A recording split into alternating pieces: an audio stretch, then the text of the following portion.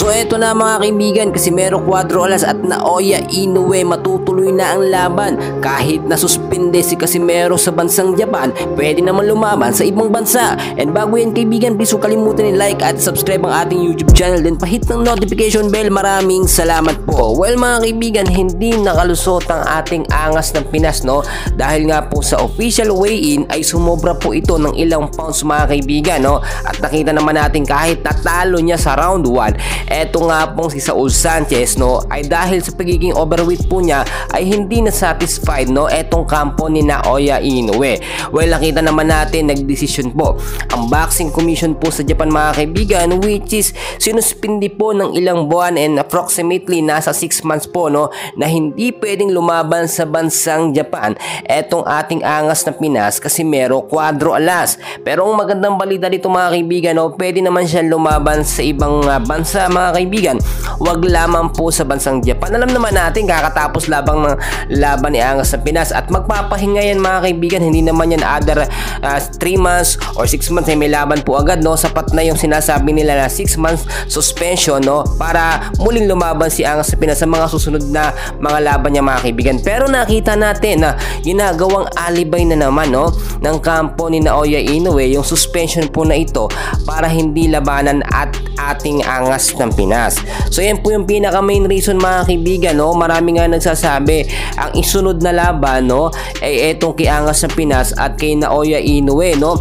Yung mga fans po ni Casimero sa Japan nagsasabi na Inoue ang isunod na laban. Pero dahil sa naging issue na ito, tila may itsapwera na naman ang apela ng kampo ni angas ng Pinas na magkaroon ng laban, no, etong si Naoya Inoue at Casimero Cuadro Alas. Kahit sabihin na natin na hindi ito world title mga kaibigan, no, ay dapat pa rin talaga sumunod etong ating angas ng Pinas sa kautusan nga po, no, or dito nga po sa sinasabi nating rules, no, ng Japan Boxing. Hindi lamang sa mga Pilipino mga kaibigan, kahit po ang kanilang mga kalahi ay ma-overweight at sumobra sa timbang, isususpindi pa po nila ito mga kaibigan. At sa bansang Japan mga kaibigan, o kapag ka Japanese boxer po ang sumobra, mahigit po sa 6 months ang suspension. So maganda yan ngayon mga kaibigan, 6 months okay lang, mabilis lang po yan mga kaibigan. Ngayon kasi as of now, no, ay hahanapan pa muli ng susunod na makakalaban ng ating angas ng Pinas. Alam niyo naman, no, tumatakbo ang edad ng ating pambato na si Casimero Cuadro Alas, pero talagang mas lumalakas siya mga kaibigan.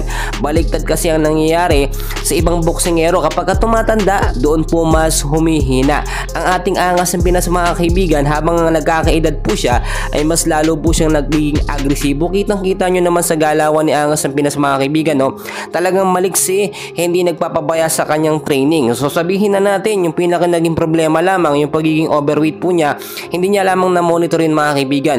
Pero kung titignan po ninyo so far sa katawan ni Casimero, wala tayong masasabi. Napaka talagang stricto siya, lalo na sa kanyang training at sa kanyang mga diet mga kaibigan. So si Inoue mga kaibigan, nakahanap na naman ng alibay para hindi labanan ng ating angas ng Pinas, dahil lang makita niya na round 1 lamang etong si Saul Sanchez ay tila parang nabahag ang kanyang buntot at natakot sa ating pambato na si Casimero Cuadro Alas. So yun lamang ating update, and please huwag kalimutan na i-like at subscribe ang ating YouTube channel. Maraming salamat po.